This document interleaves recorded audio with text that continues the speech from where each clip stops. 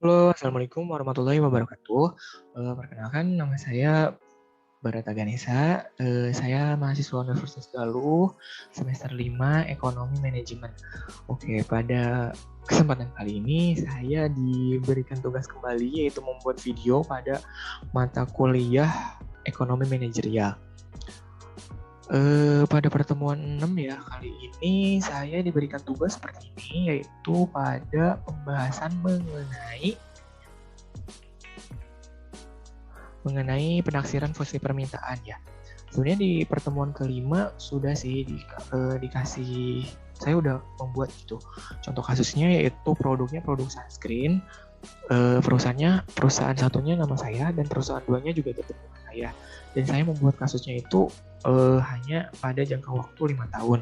Namun pada pertemuan ke-6 baru dikasih tahu kalau susunan jawaban di pertemuan kelimanya yaitu harus produknya Yamaha WR155 dan tahunnya itu harus 8 tahun gitu. Jadi semuanya mesti membuat balik gitu. Jadi semuanya harus menulis kembali gitu di pertemuan ke-6. Kenapa nggak dikasih tahu pada pertemuan kelima saja gitu, biar kayak biar kitanya juga lebih ngerti sih sebenarnya. Cuma nggak apa-apa. Saya udah beres mengerjakan pada pertemuan sekarang. Di sini saya menggunakan produknya itu yaitu Yamaha ya WR155 seperti yang Pak Muhtar instruksikan gitu. Pada perusahaan XYZ, perusahaan yang pertama itu perusahaan XYZ dan perusahaan keduanya itu ZXY. Nah, di sini contoh kasus penaksiran fungsi permintaan dengan metode tidak langsung. Nah, di sini pada perusahaan yang pertama yaitu perusahaan XYZ pada tahun 2012 sampai 2019 harganya itu sudah tertera ya di sini dari 37.900.000 dengan jumlah permintaannya 120. Kemudian pada 2019-nya itu 36 juta pada jumlah permintaannya itu 322. Nah, untuk perusahaan yang kedua yaitu perusahaan ZXY pada tahun 2012-nya pada harga 38.100.000, jumlah permintaannya itu 110. Dan pada akhir 2019 pada harga 36.900.000, jumlah permintaannya itu 250. Nah, di sini kita diberikan tugas untuk yang pertama itu data ya, data perusahaan ini gitu, data penjualan produk Yamaha ini 1, 2 pada perusahaan 1 dan perusahaan 2 produknya itu sama gitu, Yamaha WR155. Nah, yang ketiga ini data seksi silang penjualan produk Yamaha di pasar gitu pada perusahaan XYZ. Di sini tahun 2012 sampai 2019 seperti tadi ya, jumlahnya itu sudah tertera. Jumlahnya itu sudah tertera yaitu pada 2012 pada harga 37.900.000 itu 120 jumlah kuantitinya yaitu permintaannya. 2013 37.700.000 jumlah permintaannya 140 dan seterusnya gitu kan. Ini data seksi silangnya gitu kan. Sudah ada. Kemudian di nomor 4 itu ya kita mulai aja ya pada analisis regresi, analisis korelasi produk momen dan kemudian koefisien determinasi. Yang pertama itu perusahaan XYZ dengan penjualan produk Yamaha WR155. Nah, di sini kita bikin tabel dulu ya. Tabel dulu untuk mengetahui ini N itu tahunnya ya, dari tahun pertama sampai tahun ke-8. Di sini harga yaitu P, yaitu price, jumlah itu quantity. Harga itu kita ibaratkan X ya. X ini harganya dari 37.900.000 sampai 36 juta pada tahun ke-8 gitu ya. Jumlahnya quantity itu kita ibaratkan Y dari jumlah permintaan pada harga 37.900.000, permintaannya itu 120, kemudian seterusnya pada tahun ke-8 itu pada harga 36 juta, permintaannya 322. Nah, di sini kita bikin dulu XY gitu ya, biar nanti memudahkan untuk perhitungan untuk analisis regresi secara manual. Di sini XY itu berarti X dikali Y ya, teman-teman ya. Jadi 37.900 dikali 120. Nah, dihasilkan segini. Kemudian yang X kuadrat itu berarti ya tinggal X dikuadratkan gitu, hasilnya segini. Dan Y kuadrat itu Y dikuadratkan, 120 dikuadratkan. Nah, di sini kita mencari sigma X, sigma Y, sigma XY, sigma X kuadrat, dan sigma Y kuadrat. Di sini untuk apa sih sebenarnya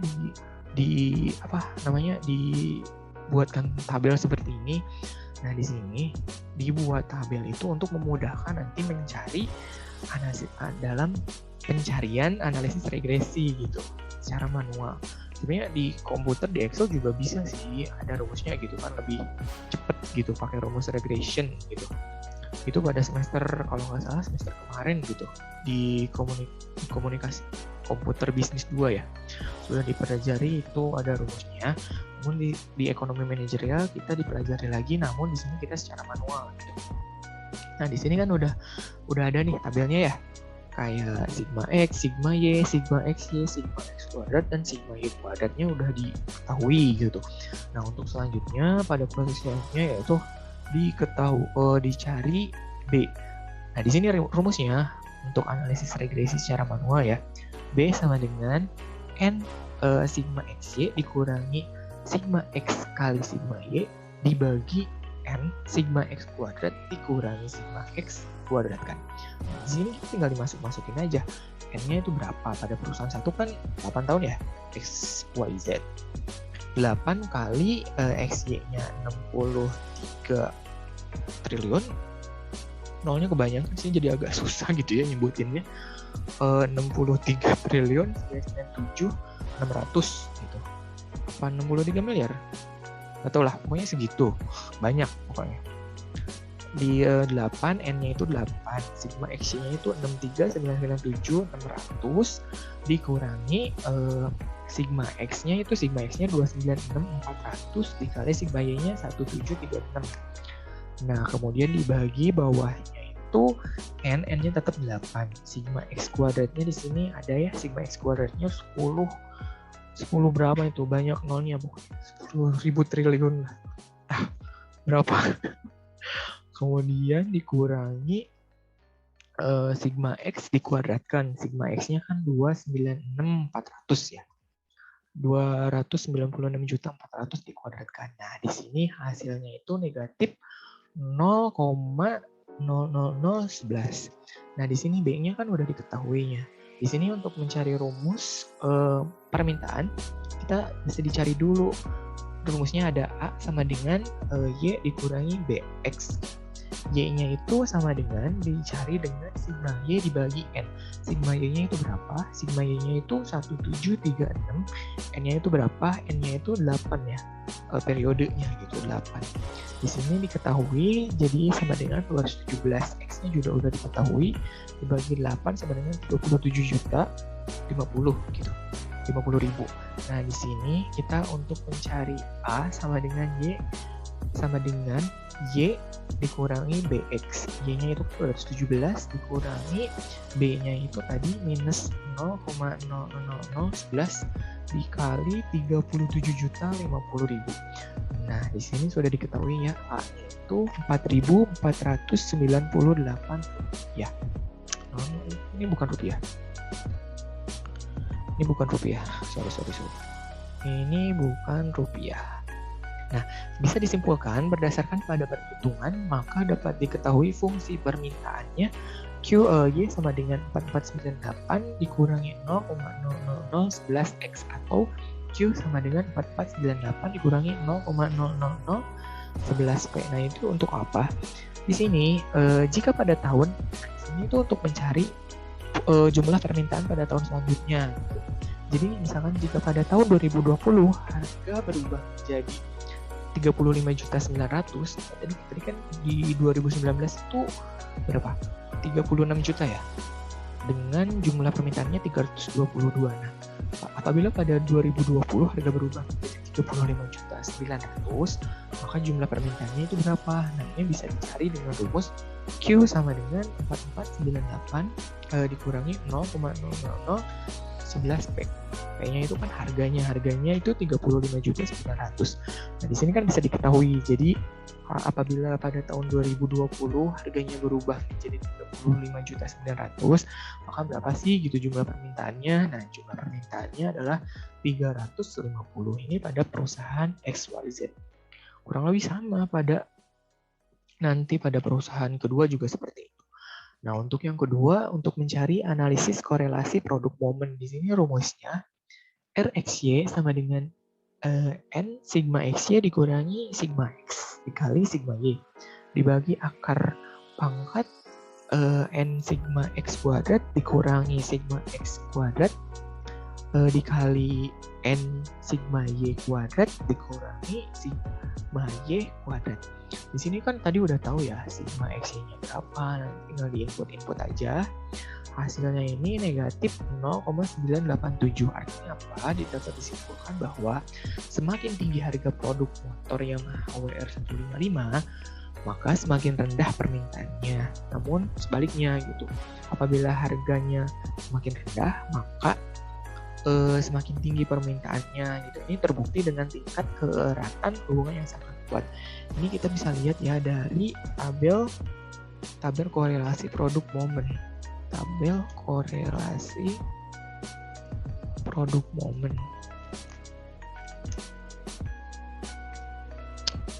Nah, di sini kan tadi hasilnya negatif 0,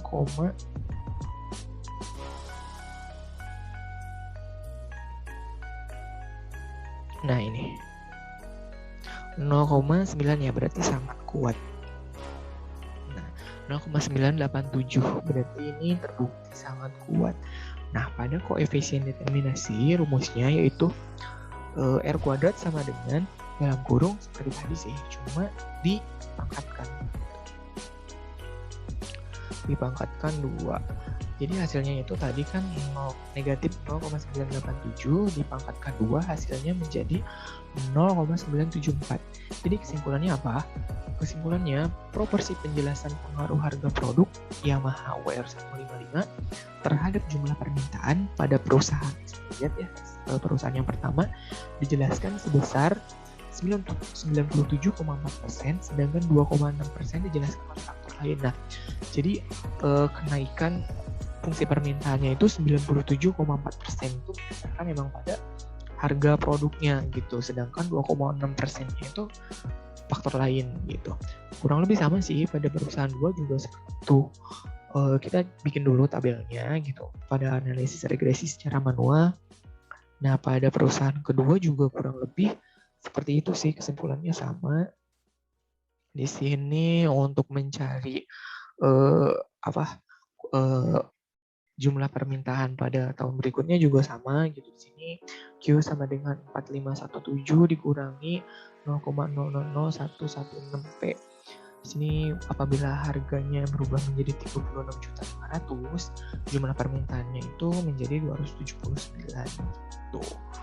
Nah, untuk yang gabungan juga kurang lebih seperti itu sih. Kayak rumusnya sama, kita bikin tabel dulu gitu.